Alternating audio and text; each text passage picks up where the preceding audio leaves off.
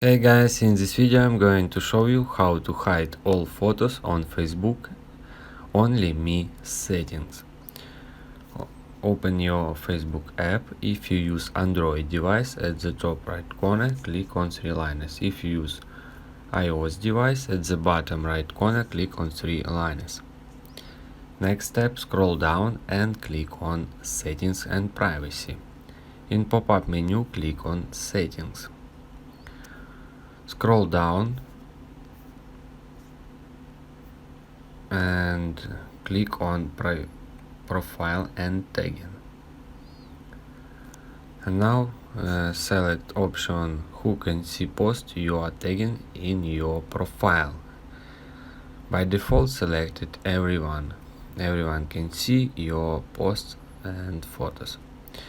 And we click on more and select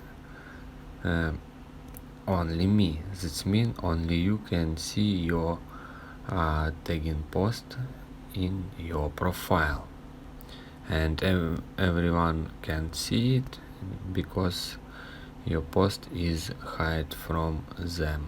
If you guys have any questions, let us know at the comment below. If not, don't forget to like and don't forget to subscribe.